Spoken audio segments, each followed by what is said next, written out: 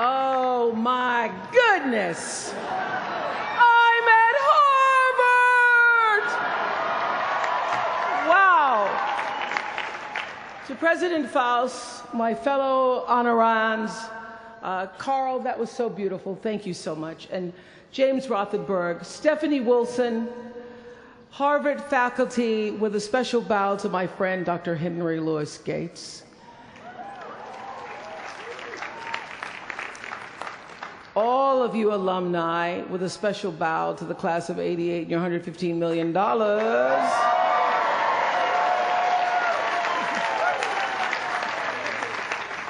And to you, members of the Harvard class of 2013.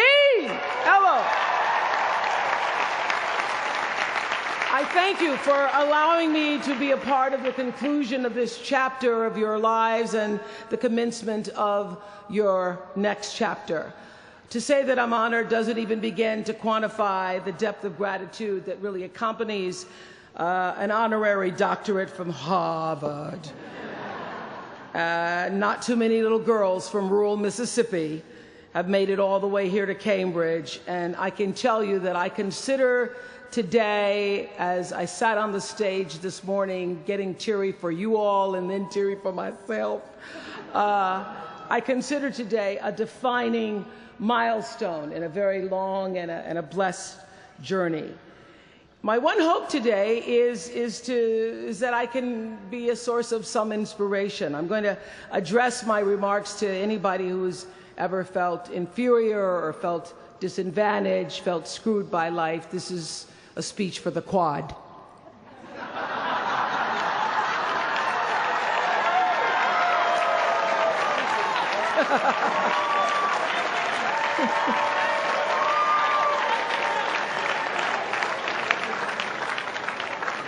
Actually, I was so honored. I wanted to do something really special for you. I wanted to be able to have you look under your seats and there would be free master and doctor degrees. But I see you got that covered already. I will be honest with you. I felt a lot of pressure over the past few weeks to come up with something that I could share with you that you hadn't heard before, because after all, y'all went to Harvard, I did not. But then I realized that you don't have to necessarily go to Harvard to have a driven, obsessive, type A personality, but it helps. And while I may not have graduated from here, I admit that my personality is about as Harvard as they come. You know, my television career began unexpectedly. As you heard this morning, I was in the Miss Fire Prevention contest. That was when I was 16 years old in Nashville, Tennessee, and you had the requirement of having to have red hair in order to win up until the year that I entered. So they were doing the question and answer period, because I knew I wasn't going to win in the swimsuit competition. So during the question and answer period, the question came, "Why, young lady, what would you like to be when you grow up?" And by the time they got to me, all the good answers were gone. So I had seen Barbara Walters on the Today Show that morning, so I answered, "I would like to be a journalist. I would like to tell other people's stories in a way that makes a difference in their lives and the world." And as those words were coming out of my mouth, I went, "Whoa, this is pretty good. I would like to be a journalist. I want to make a difference." Well, I was on television by the time I was 19 years old. And in 1986, I launched my own television show with a relentless determination to succeed. At first, I was nervous about the competition, and then I became my own competition, raising the bar every year, pushing myself as hard as I knew. Sound familiar to anybody here? Eventually, we did make it to the top, and we stayed there for 25 years. The Oprah Winfrey Show was #1 in our time slot for 21 years. And I have to tell you, I became pretty comfortable with that level of success. But a few years ago, I decided, as you will at some point, that it was time to recalculate, find new territory, break new ground. So I ended the show and launched OWN, the Oprah Winfrey Network. The initials just worked out for me. So 1 year later, after launching OWN, nearly every media outlet had proclaimed that my new venture was a flop. Not just a flop, but a big, bold flop, they call it. I can still remember the day I opened up USA Today and read the headline, "Oprah not quite standing on her own." I mean, really, USA Today, now that's the nice newspaper. It really was, this time last year, the worst period in my professional life. I was stressed and I was frustrated, and quite frankly, I was embarrassed. It was right around that time that President Faust called and asked me to speak here, and I thought, you want me to speak to Harvard graduates? What can I possibly say to Harvard graduates, some of the most successful graduates in the world, in the very moment when I had stopped succeeding? So I got off the phone with President Faust, and I went to the shower. It was either that or a bag of Oreos. So I chose the shower. And I was in the shower a long time, and as I was in the shower, the words of an old hymn came to me. You may not know it. It's by and by, when the morning comes. And I started thinking about when the morning might come, because at the time I thought I was stuck in a hole. And the words came to me, trouble don't last always, from that hymn. This too shall pass. And I thought, as I got out of the shower, I am going to turn this thing around, and I will be better for it. And when I do, I'm going to go to Harvard, and I'm going to speak the truth of it. So I'm here today to tell you, I have turned that network around.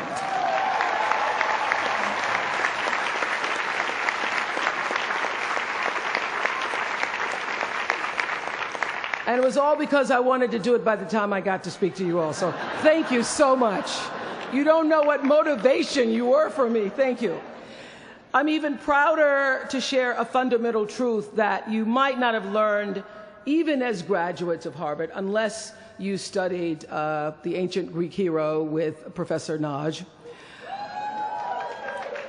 Professor Naj, who as we were coming in this morning said, "Please, Ms. Winfrey, walk decisively."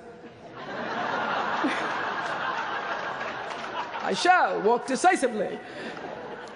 This is what I want to share. It doesn't matter how far you might rise. At some point, you are bound to stumble, because if you're constantly doing what we do, raising the bar, if you are constantly pushing yourself higher, higher, the law of averages, not to mention the myth of Icarus, predicts that you will at some point fall. And when you do, I want you to know this, remember this, there is no such thing as failure. Failure is just life trying to move us in another direction. Now, when you're down there in the hole, it looks like failure. So this past year, I had to spoon feed those words to myself. And when you're down in the hole, when that moment comes, it's really okay to feel bad for a little while. Give yourself time to mourn what you think you may have lost. But then, here's the key. Learn from every mistake, because every experience, encounter, and particularly your mistakes, are there to teach you and force you into being more of who you are. And then figure out what is the next right move. And the key to life is to develop an internal, moral, emotional GPS that can tell you which way to go. Because now and forevermore, when you Google yourself, your search results will read, Harvard 2013.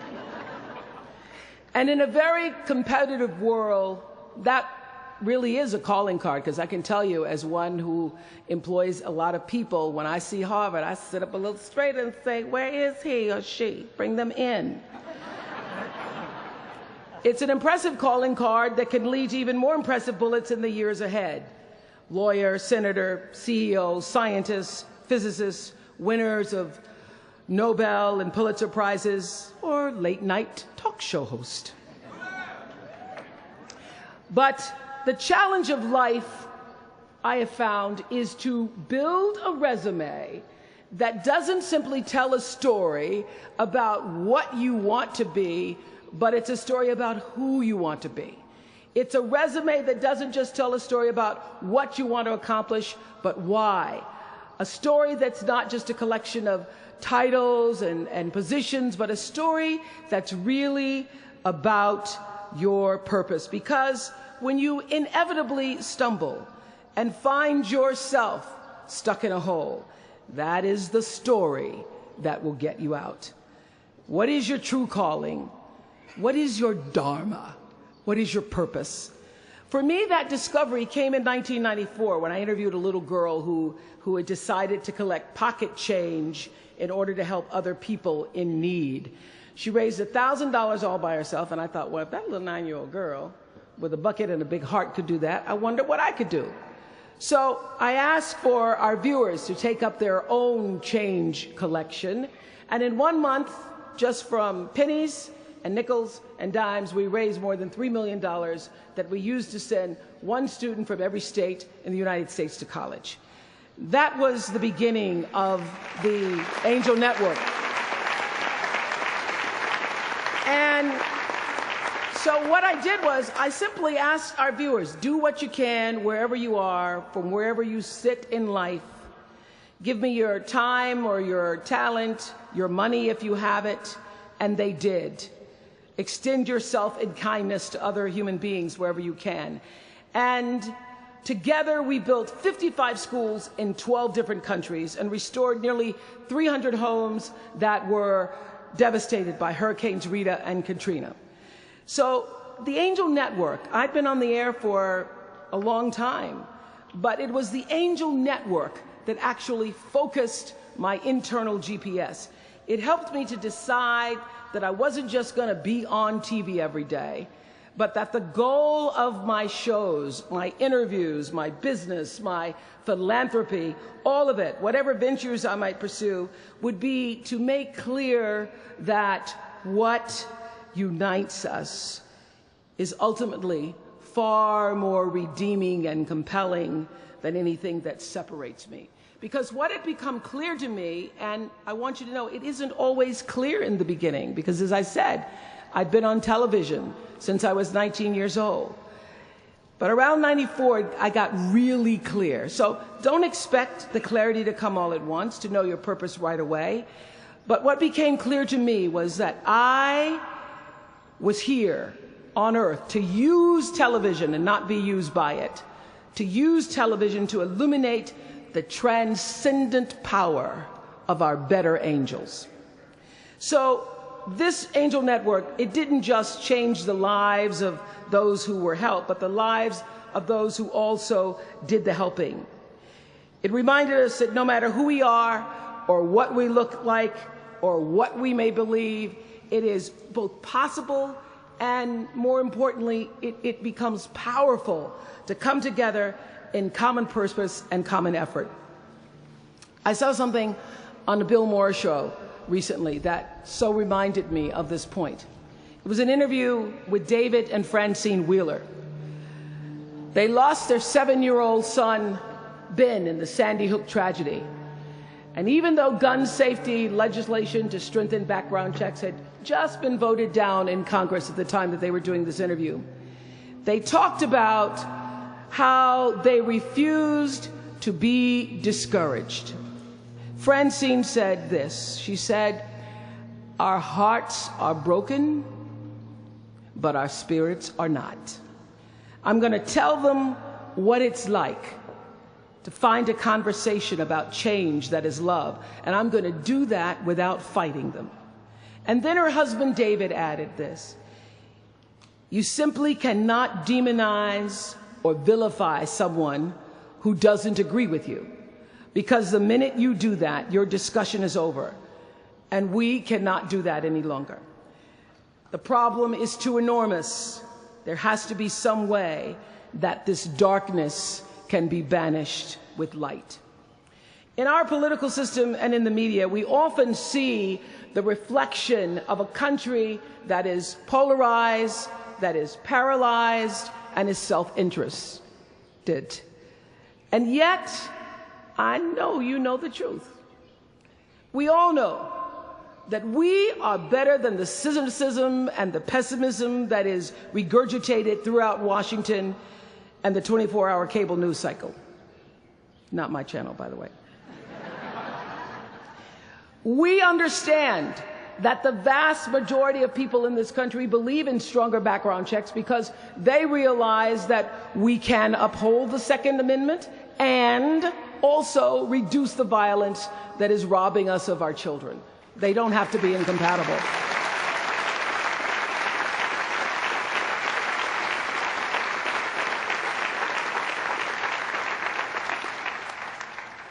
And we understand that most Americans believe in a clear path to citizenship for the 12 million undocumented immigrants who reside in this country, because it's possible to both enforce our laws and at the same time embrace the words on the Statue of Liberty that have welcomed generations of huddled masses to our shores. We can do both.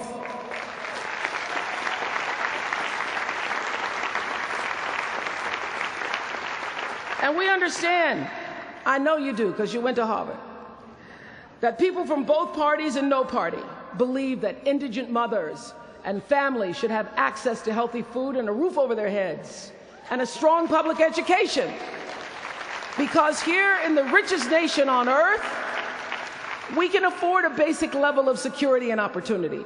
So the question is, what are we going to do about it? Really, what are you going to do about it? Maybe you agree with these beliefs, maybe you don't. Maybe you care about these issues, or maybe there are other challenges that you, class of 2013, are passionate about. Maybe you want to make a difference by serving in government. Maybe you want to launch your own television show. Or maybe you simply want to collect some change. Your parents would appreciate that about now. The point is, your generation is charged with this task of breaking through what the body politic has thus far made impervious to change. Each of you has been blessed with this enormous opportunity of attending this prestigious school. You now have a chance to better your life, the lives of your neighbors, and also the life of our country. When you do that, let me tell you what I know for sure. That's when your story gets really good. Maya Angelou always says, when you learn, teach. When you get, give. That, my friends, is what gives your story purpose and meaning. So you all have the power in your own way to develop your own angel network. And in doing so, your class will be armed with more tools of influence and empowerment than any other generation in history. I did it in an analog world. I was blessed with a platform that at its height reached nearly 20 million viewers a day. Now here in a world of Twitter and Facebook and YouTube and Tumblr, you can reach billions in just seconds. You're the generation that rejected predictions about your detachment and your disengagement by showing up to vote in record numbers in 2008.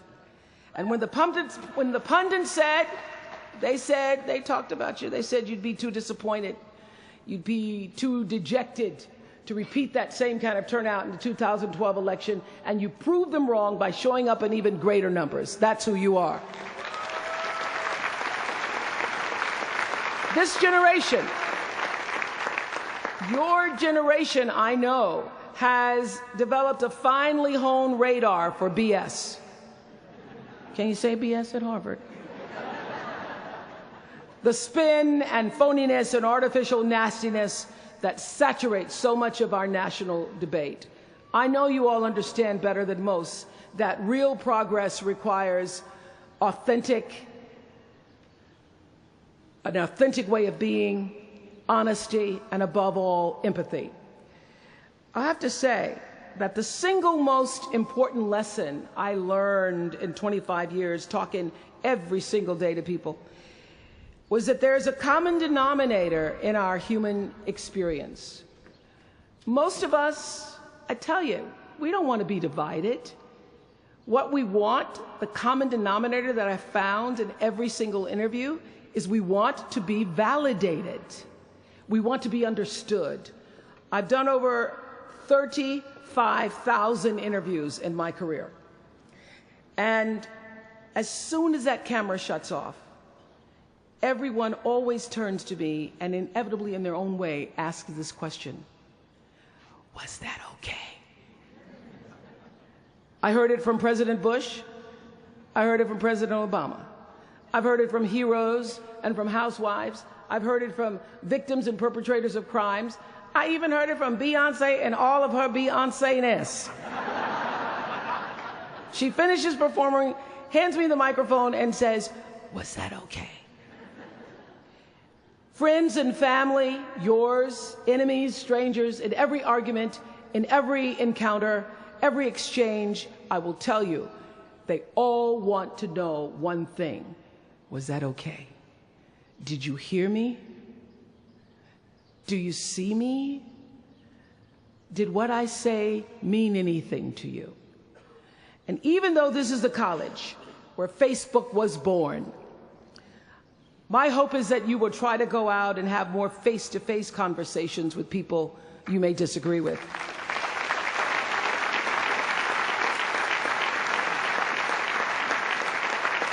That you'll have the courage to look them in the eye and hear their point of view, and help make sure that the speed and distance and anonymity of our world doesn't cause us to lose our ability to stand in somebody else's shoes and recognize all that we share as a people. This is imperative for you as an individual and for our success as a nation. There has to be some way that this darkness can be banished with light. Says the man whose little boy was massacred on just an ordinary Friday in December. So whether you call it soul or spirit or higher self, intelligence, there is, I know this, there's a light inside each of you, all of us, that illuminates your very human beingness if you let it. And as a young girl from rural Mississippi, I learned long ago that being myself was much easier than pretending to be Barbara Walters. Although when I first started, because I had Barbara in my head, I would try to sit like Barbara, talk like Barbara, move like Barbara. And then one night I was on the news, reading the news, and I called Canada, Canada. And that was the end of me being Barbara. I cracked myself up on TV, couldn't stop laughing, and my real personality came through. And I figured out, oh gee, I can be a much better Oprah than I could be a pretend Barbara. I know that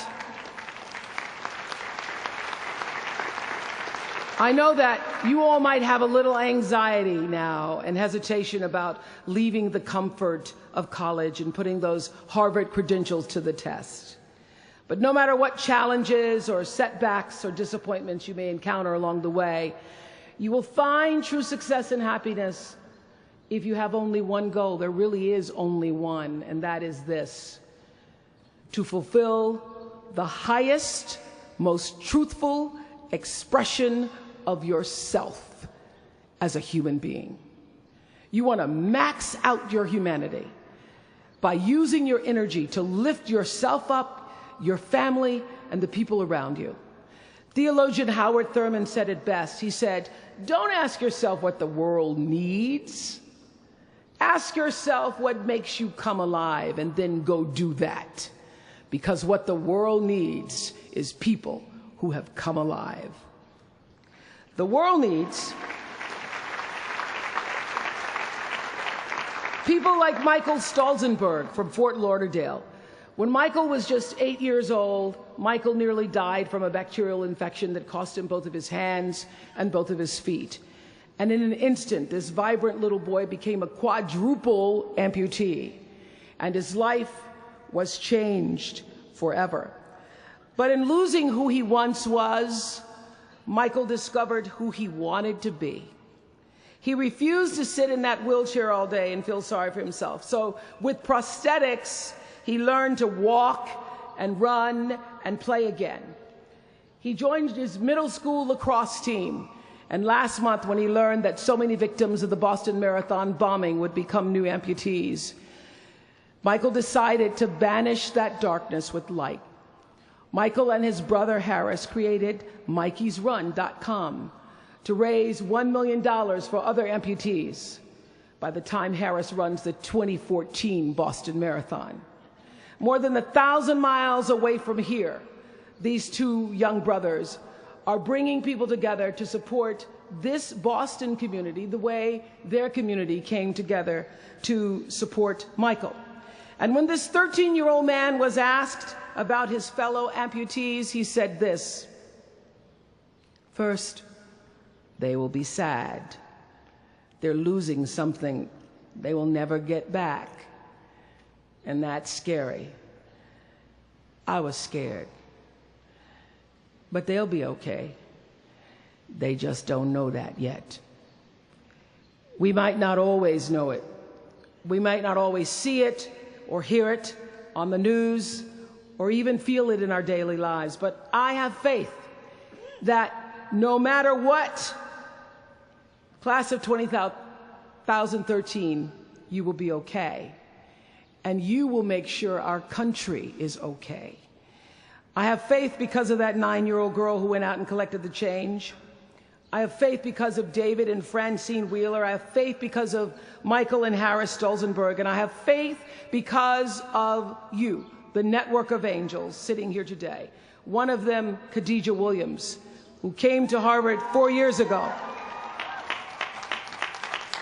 Khadijah had attended 12 schools in 12 years, living out of garbage bags amongst pimps and prostitutes and drug dealers, homeless, going into department stores, Walmart in the morning to bathe herself so that she wouldn't smell in front of her classmates. And today she graduates as a member of the Harvard class of 2013.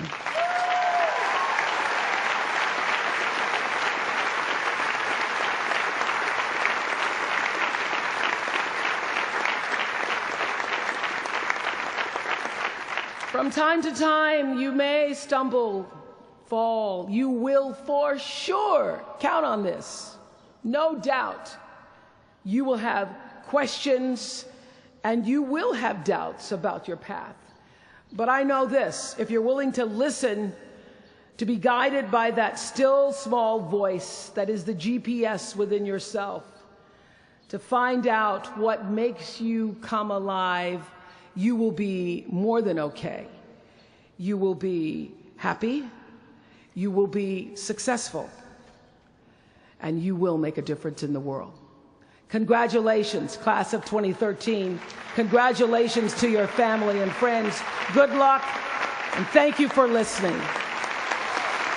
Was that okay?